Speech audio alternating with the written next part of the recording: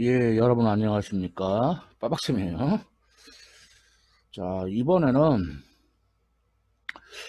대학물리학 확장판 2장 1차원에서의 운동 부분을 보시겠어요. 예, 여기에서는 우선 뭐 위치부터 시작해서 뭐 속도와 속력, 그 다음에 이제 그 다음에 가속도. 자, 그래서 이런 기본 개념으로 이제 등가속도 운동, 그리고 이제 좀 등가속도 운동의 좀 특수한 경우라고 할 수 있는 자유낙하 운동, 뭐 이런 내용들을 여기 이 1차원에서 운동 이 부분에서 보겠습니다. 자, 그러면 차근차근 시작해 봅시다. 자, 우선 인트로덕션. 자, 근데 이제 지금 이제부터 배우시는 부분이 역학이에요. 역학, 미케닉스. 역학은 크게 세 개로 나뉩니다. 운동학, 동력학, 정력학 이렇게 세 개로 나뉘는데, 운동학은 운동이 어떤 식으로 일어나느냐, 그러니까 how, 어떻게 일어나느냐, 운동이 어떻게 일어나고 있느냐, 그거에 이제 더 중점을 두는 분야고, 동력학은 운동이 왜 그렇게 일어나느냐, 왜. 그러니까 운동의 원인을 다뤄요, 왜. 그래서 그 운동의 원인이 뭐냐, 힘 때문이다. 이게 이제, 정확하게는 이제, 그 뉴턴 역학, 그래서 힘 때문이라고 그러고, 라그랑지 역학이나 해밀턴 역학에서는 에너지 때문이다. 뭐 이렇게 얘기를 하거든요. 근데 뭐 그냥 여러분은 그냥 운동의 원인은 힘이다 라고 생각하셔도 무방할 것 같아요. 그리고 이제 힘에 대해 공부해 보시겠지만 힘은 두 가지 효과가 있어요. 뭐가 있냐면 물체에 힘이 작용하면은 어, 물체에 힘이 작용하면은 물체의 운동 상태가 변하거나 물체의 모양이 변형돼요. 이 두 가지 효과가 있는데 동력학은 위의 효과, 첫 번째 효과, 물체 운동 상태의 변화, 효과를 일으키는 힘에 대해서 집중하는 게 동력학이고, 마지막으로 정력학. 정력학은 그 물체의 모양을 변형시키는 효과를 갖는 힘에 대해서 집중하는 분야가 정력학입니다. 그래서 정력학은 그 상대적으로 많이 공부하지는 않습니다. 뭐, 융스철의 변형, 뭐, 그 외에도 약간 다루긴 하지만, 그렇게 아주, 많이 다루진 않아요. 자, 그러니까 역학은 이제 운동학, 동력학, 정력학 세 개로 나뉜다. 근데 여러분들은 이제, 운동학을 이제, 지금 상황에서는, 지금 상황에서는 이제, 운동학을, 공부한다고 생각하시면 됩니다. 운동학. 자, 인트로덕션은 이만하고, 자, 입자의 위치, 속도, 그리고 속력. 예, 갑자기 변이부터 시작하는 사람들이 있는데, 변이가 아니고, 위치부터 시작해야 돼요. 아, 그리고 이제 입자라는 말을 썼는데, 그 입자라는 거는 부피는 없고, 그러니까 점으로 취급하고, 그 다음에 질량을 갖는 그런 이상적인 물체, 그런 걸 입자라고 하죠. 입자. 또는 뭐 질점이라고도 하는데, 저는 질점이라는 말을 좀 좋아하지 않아요. 차라리 점질량이라고 하던가, 포인트네스, 점질량이라고 하던가. 그래서 부피가 없고 질량만 갖는 점으로 취급할 수 있는 그런 이상적인 물체. 근데 사실 입자라는 것도 절대적인 건 아니고, 뭐 예를 들어 자동차, 자동차는 이제 많은 부품으로 이루어져 있죠. 그러니까 입자로 보기 어려운데, 근데 뭐 서울에서 부산까지 자동차를 타고 간다. 그러면은 뭐, 예를 들어서 인공위성에서 바라보면은 자동차는 점처럼 보이겠죠. 입자로. 그러니까 이런 식으로 입자라는 개념이 어떤 그냥 절대적인 기준이 있는 게 아니에요. 뭐 어느 크기 이상이면 입자고 입자가 아니고 뭐 그런 거 아닙니다. 아무튼 자 다음 위치. 위치를 이제 나타내려면 자 지금 일단 지금은 1차원에서 운동이니까 X축을 잡고 X축에다가 이와 같이 지금 깃발 꽂아놨죠? 그러니까 이 기준점을 잡아요. 기준점. 뭐 원점이라고도 할 수 있고 잡습니다. 이 기준점에 대해서 이제 그 좌표로 적으면 그게 바로 위치가 되는 거죠. 위치. 그래서 지금 보면은 이제 예를 들어 자동차가 하나 있는데 0초일 때 오른쪽으로 30m 이런 지점이 있다가 시간이 10초 경과하면서 오른쪽으로 더 갔죠. 52m 지점. 그러다가 이제 시간 지나면서 후진하기 시작해요. 예, 아직은 오른쪽 38m 지점. 또 시간 또 10초 지나서 원점으로 돌아갔고요. 계속 폭풍 후진합니다. 또 10초 지나서 마이너스 37m니까 위치가 기준점에서 왼쪽으로 37m 떨어진 지점이죠. 또 10초 지나서 기준점에서 왼쪽으로 53m 떨어진 지점까지 이렇게 갔어요. 자, 물질 운동을 이렇게 그림으로 표현을 했는데 그림으로 표현했죠. 자, 그럼 이거를 이제 그 표로 나타내면 그렇죠? 시간 10초 경과할 때마다 위치 이렇게 그 표로 표현했죠. 그 다음에 우리 그래프로도 표현할 수 있어요. 그래프로도 이제 시간에 따른 위치 그래프.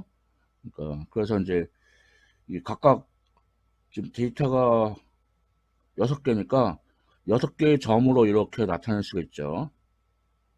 이렇게.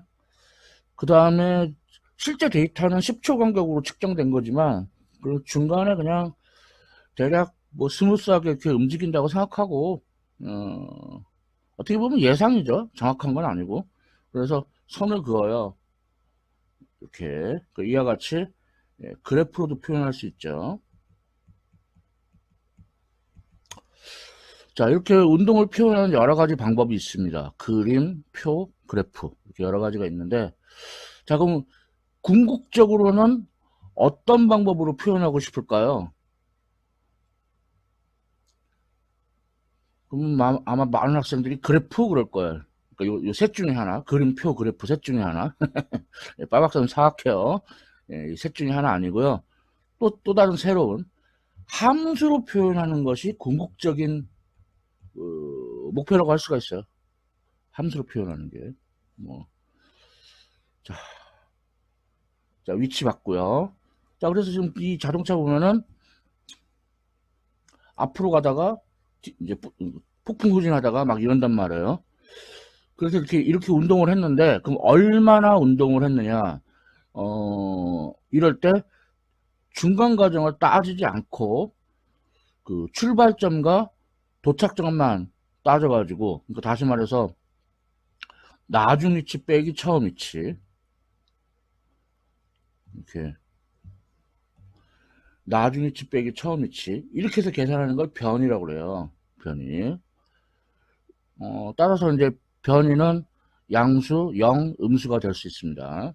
그리고 여기서 이제 그 델타는 이제 그 뭐뭐의 변화라는 뜻이죠. 델타가. 그리고 이제 F는 final, 나중이라는 뜻이고 I는 initial, 처음이라는 뜻입니다. 자, 이와 같이 변이는 중간 과정을 따지지 않아요. 처음 위치하고 나중 위치만 가지고 따져요. 근데 누구는 중간 과정 따지고 싶겠죠. 그래서 중간에, 그러니까 아까 앞서 그 자동차가 전진했다, 후진했다. 그거를 다 고려하자 이거. 중간 과정을 다 고려하자. 그것을 우리가 거리라고 그러죠. distance, 거리라고 합니다. 그래서 저는 어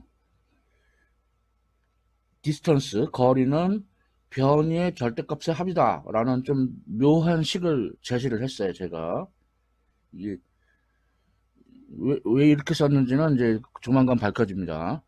그래서 거리의 경우에는 양수나 0은 될 수 있지만 음수는 될 수 없어요. 그게 이제 변이하고 차이점이죠. 그리고 이제 변이는 벡터, 그러니까 크기하고 방향을 갖지만 거리는 스칼라, 크기만 가집니다.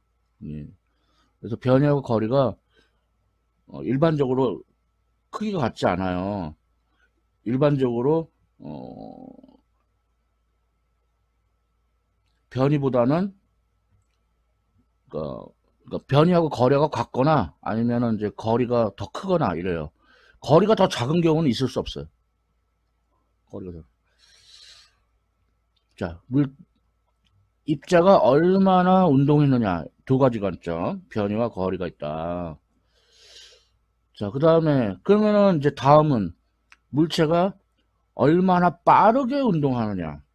이제 그래서 거기서 이제 평균 속도와 평균 속력이 나오는데 평균 속도는 어, 앞서 배운 변이를 그때 걸린 시간으로 나눠준 거.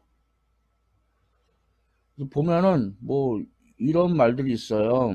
뭐 단위 뭐뭐당 그러니까 단위 x당 y라고 그러면은 이거는 x로 나눈다는 뜻이에요. x분의 y예요. 자, 그래서 평균 속도는 단위 시간당 변이. 그러니까 변이를 그때 걸린 시간으로 나눈 거예요. 그래서 이제 변이는 나중 위치 빼기 처음 위치 xf 마이너스 xy고 걸리는 시간은 나중 시간 빼기 처음 시간 tf 마이너스 ti가 되겠죠. 그리고 앞서 변이가 양수 0 음수가 될 수 있다고 그랬죠. 마찬가지예요. 그리고 앞서 변이가 벡터라고 그랬죠. 그러니까 평균 속도도 벡터예요. 자, 그 다음은 이제 또 다른 얼마나 빠르게 운동했냐 또 다른 관점은 평균 속력이 있는데 이거는 거리를 시간으로 나눈 거예요. 거리를 시간으로 나눈 거. 그래서 평균 속도는 vx 해버리지 이제 x축을 따라 움직이니까. 근데 이제 평균 속력은 x를 빼가지고 그냥 v 해버리지 이렇게 썼고요. 앞서 거리가 양수 0은 될 수 있지만 음수는 될 수 없다고 그랬죠. 평균 속력도 마찬가지고요. 그리고 앞서 거리가 스칼라라고 그랬죠. 평균 속력도 스칼라예요. 그리고 또 앞서서 그 거리가 변이보다 작을 수는 없다고 그랬죠. 마찬가지예요. 평균 속력이 평균 속도보다 작을 수는 없어요. 그러니까 변이와 거리의 그 차이점이 고스란히 평균 속도와 평균 속력의 차이점으로 이렇게 이어져 내려온 걸 알 수가 있죠. 자, 그 다음은 항상 뜬금없이 예제를 한번 보겠습니다. 자, 아까 그 차가 전진했다 후진했다 그 그래프를 이제 계속 써먹는 건데요. 이때 위치 A와 그러니까 A 위치 F 여기서의 이제 변이 평균 속도 평균 속력을 구하라는 문제인데요. 먼저 변이를 구해 보면은 나중 위치 빼기 처음 위치 나중 위치가 마이너스 53m고 처음 위치가 30m 그러니까 변이가 마이너스 83m예요. 그 다음에 문제에서 구하라는 말은 없지만 거리도 구해봅시다. 자, 거리는 그래서 제가 거리를 어떻게 했었냐면은 변이의 절대값의 합이라고 그랬죠. 그러니까 지금 보면은 0초에서 10초까지는 전진하고 있어요. 그쵸? 전진하고 있죠? 0초에서 10초까지는 전진하고 있죠? 자, 그러면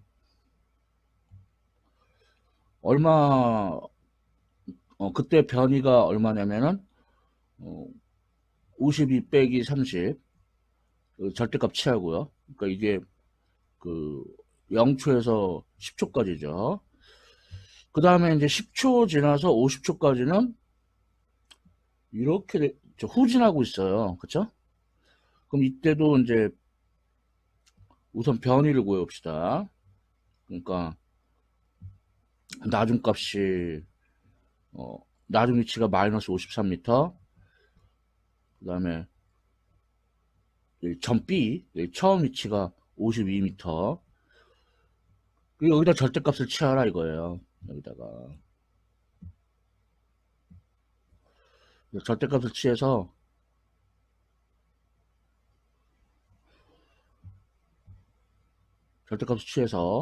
그러면 이제 이게 이제 10초에서부터 50초까지. 그래서, 22m 전진하고 105m 후진했어요. 그 중간 과정을 이런 식으로 다 따진다 이거예요. 그래서, 127m가 거리라는 걸 알 수가 있습니다. 자, 어, 그 다음은 이제 평균 속도, VX 에버리지. 자, 이거는 변이 마이너스 83m를 그때 걸린 시간 50초 걸렸죠. 그럼 나는 이제 특이하게 분모 분자에다 곱하기 2를 하거든. 그러면 100분의 83이 2배면은 166. 그래서 1.66. 유효 숫자 생각하면은 이제 1.7 미터 퍼 세컨드. 자, 평균 속도 구했고, 그다음에 평균 속력 V 강 에버리지. 그래서 거리가 127m 나누기 그때 걸린 시간 50초. 그럼 또 나는 곱하기 20 이런 식으로 한다는. 127 2배면은 254. 그래서 2.54. 그러면 이제 유효숫자 2개 2.5m per 세컨드. 자, 이렇게 구할 수 있죠. 다시 한번 정리합니다. 변이는 중간과정 따지지 않는다. 거리는 중간과정을 다 고려한다. 평균 속도는 변이를 그때 걸린 시간으로 나눈 거. 평균 속력은 그때 걸린 거리를 그때 걸린 시간으로 나눈 거. 자, 됐고요. 자, 그런데 뭐 평균 속도나 평균 속력이나 이런 걸로는 뭐 평균 속도가 예를 들어 지금 마이너스 1.7m/s인데 이건 무슨 뜻이냐면은 운동 시작하면서 1초에 왼쪽으로 1.7m 꼴로 움직였다는 뜻이에요. 실제 운동과는 다르죠. 실제 운동은 전진했다 후진했다 이랬잖아요. 그러니까 평균 속도 꼴랑 한 개 가지고는 실제 운동을 완전히 정확하게 기술할 수가 없어요. 그래서 그럼 어쩌란 말이야. 이게 평균 속도 하나로 실제 운동을 정확하게 기술하지 못한 이유는 무려 50초라고 하는 시간을 평균 속도 꼴랑 하나로 설명하려니까 실제 운동과 차이가 겁나 나는 거예요. 그럼 어쩌라고? 50초를 포기해야죠. 그러면 좀 짧은 시간. 그럼 몇 초가 좋을까? 10초? 10초를 하면 50초 때보다는 평균 속도하고 실제 운동하고 차이가 덜 하겠죠. 그렇지만 10초도 좀 차이는 나잖아요. 그럼 몇 초? 1초? 그것도 차이가 있겠죠. 그러니까 어떻게 하냐면 걸리는 시간을 무한히 짧게, 그러니까 수학적으로 걸린 시간이 0으로 가는 극한을 취해야 돼요. 아이고 어렵다. 그러면서 순간 속도와 순간 속력 개념이 이제 등장하게 됩니다. 자, 먼저 순간 속도. 순간자 보통 생략해서 그냥 속도 얘기하는데, 그러니까 델타 t분의 델타 x가 그 평균 속도잖아요. 여기서 극한을 취한다. 그때 걸린 시간 델타 t가 0으로 가는 극한을 취하여.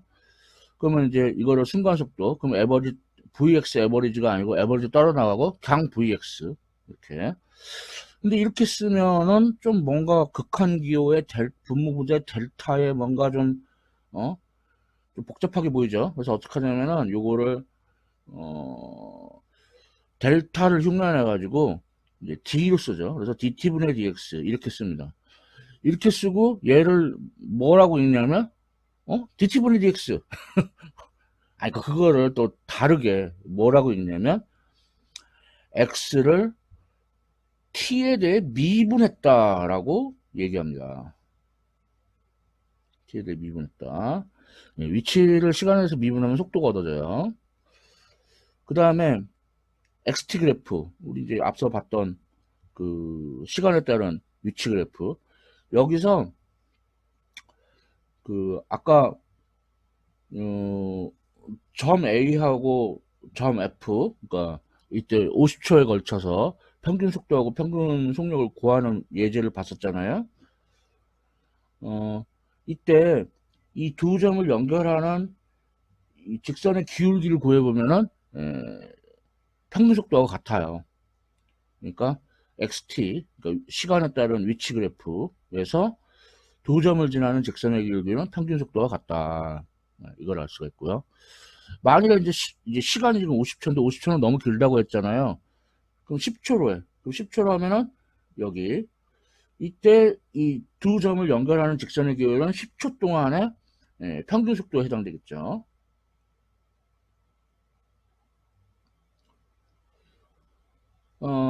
그래서 계속해서 극한을 취하면 이제 답부터 얘기하면은 그 한 점에 이 접하는 그 접선 그것의 기울기가 순간 속도에 답부터 얘기하면. 그러면 왜 그러냐? 왜냐면 이제 지금 10초 A하고 B하고 이제 10초 떨어져 있는데 이 부분을 좀 확대를 해봤어요. 이 부분 확대를 해봤는데 자 여기서 이제 시간을 줄여봅시다. 10초에서 시작. 자 그러면 8, 6, 4, 2, 땡 하니까 점점 이 두 점을 연결하는 그 직선이 어, 접선에 가까워지는 걸 볼 수 있죠. 그렇죠? 접선에 가까워지는 걸 볼 수 있죠. 예, 그래서 맞습니다. 그러니까 xt 그래프, 시간에 따른 위치 그래프에서 두 점을 지나는 직선의 기울기는 평균 속도, 한 점에 접하는 직선의 기울기는 순간 속도다. 네, 잘 알아두시기 바라고요. 자, 예, 순간 속도, 순간자 생략해서 그냥 속도. 자, 다음은 순간 속력. 이것도 순간자 생각해서 그냥 속력. 그래서 이거는 그 앞서 평균 속력이 델타 t분의 d, 그러니까 거리 나누기 그때 걸리는 시간. 자, 이거에서 이제 델타 t가 0으로 가는 극한을 취하면은 이제 에버리지 따로 나가고 그냥 v 순간 속력이 얻어집니다. 그래서 일반적으로 뭐 앞에서도 말했지만 평균 속도하고 평균 속력은 같지가 않죠. 근데 재밌게도 순간 속도하고 순간 속력은 크기가 같아요. 그러니까 어떤 유한한 시간에서는 평균 속도하고 평균 속력이 차이가 날 수밖에 없는데 이 시간을 점점 줄여나가면 그 차이가 점점 줄어들기 시작해요. 그래서 그 걸린 시간이 0으로 가는 극한을 취하면 그 차이도 없다라고 볼 수 있죠. 그래서 극한을 취하면 그래서 순간 속도하고 순간 속력은 크기가 같습니다. 크기가 같습니다. 그래서 이제 흔히 말하길 순간자 생략해서 속력은 속도의 크기다. 그러니까 나중에 이제 속도는 벡터고 속력은 스칼라잖아요. 그래서 속도 벡터의 크기를 속력으로 나타내는, 물론 다 앞에 순간자가 다 생략된 건데, 네. 이런 뉘앙스로 많이 사용을 하게 돼요. 이런 뉘앙스로. 자, 그러면 또 문제 하나 봅시다. 자,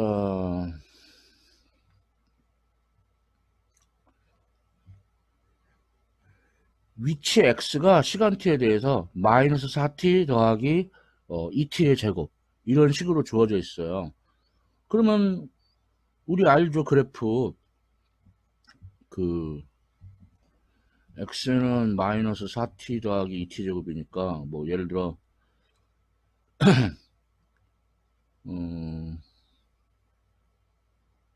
뭐 2로 묶으면은 t 제곱 마이너스 2t 완전 제곱꼴은 어떻게 하냐면은 t 마이너스 1의 제곱 마이너스 2. 그러니까 그 꼭지점이 그죠? t가 1일 때 x가 마이너스 2 맞죠? 그렇죠? 이거 뭐 알 수 있고 그 다음에 또 x는 마이너스 4t 더하기 2t 제곱인데 이거를 0이라 하자. 그러면 이제 2로 나누고 그럼 t제곱 마이너스 2t는 빵. 그 다음에 인수분해하고 그러면은 t는 0하고 2가 얻어지네요. 그러니까 뭐 말하자면 이게 그 x절편. 그래서 여기가 0초 여기 그래프에는 표시 안 되는데 여기가 2초죠. 2초. 여기가 2초. 그죠? 이렇게. 자, 그래서 그래프까지 그려봤어요. 자, 그럴 때 이제 질문 A. 자, 질문 A는 자, 0초에서 1초까지, 그 다음에 1초에서 3초까지 변이를 구하래요. 자, 그럼 변이는 나중 위치 빼기 처음 위치. 그래서 1초일 때는 위치가 마이너스 2m, 0초일 때는 위치가 0m, 그러니까 변이가 마이너스 2m고, 그 다음에 3초일 때는 위치가 6m, 지금 여기 있죠. 3초일 때 t가 3일 때 x가 6이다 나와 있죠. 자, 그래서 6 빼기 1초일 때가 마이너스 2m라고 했고, 그러니까 8m. 예, 변이 구했어요. 자, 다음 질문 B. 이번에는 이 2시간 간격에서 평균 속도를 구하래요. 자, 그러면은 Vx 에버리지는 예, 아까 마이너스 2m라고 했으니까 그거를 0초에서 1초면은 1초 걸렸죠. 그러니까 평균 속도가 마이너스 2m/s. 그 다음에 1초에서 3초면은 Vx 에버리지. 그러면 걸린 시간이 3 빼기 1분에 그때 변이가 그 질문 A에서 8m라고 했으니까 4m/s 이렇게 얻어지죠. 그리고 이제 재미있는 사실은 마이너스 2m/s는 예, 요 두 점을 연결하는 직선의 기울기가 같죠. 4m/s도 요 이제 뒤에 두 점을 연결하는 직선의 기울기가 같죠. 자, 다음 이제 질문 C. 2.5초일 때 순간 속도를 구하래요. 그럼 교재에는 무슨 그 그래프가 모는 종이에 그려져 있어가지고 이렇게 눈대중으로 막 이렇게 접선을 막 구하고 그러고 있거든요. 근데 우리는 궁극적인 표현, 그러니까 함수로 좀 표현하고 있잖아요. 그러니까 그렇게 할 필요가 없어요. 아주 정확하게 exactly 순간속도를 구할 수가 있습니다. 그래서 자, 순간속도는 자, 위치를 시간에 대해 미분한 것이다. 그러면 이제 여러분들 뭐 다항 함수의 미분은 할 줄 알 거라고 생각하고 뭐 그런 기본적인 미분의 성질은 알 거라고 생각하고 그럼 미분하면 마이너스 4 더하기 4t가 나오죠. 근데 t가 2.5초래요. 그러면은 순간속도는 마이너스 4 더하기 4 곱하기 2.5 그러면은 4 빼기 10 6m/s. 그래서 또 재미있는 사실은 이 6m/s가 2.5초 여기에 이제 접선의 기울기와 같다라는 사실이죠. 자, 이렇게 해서 이제 순간속도와 순간속력까지 여러분들 보셨습니다.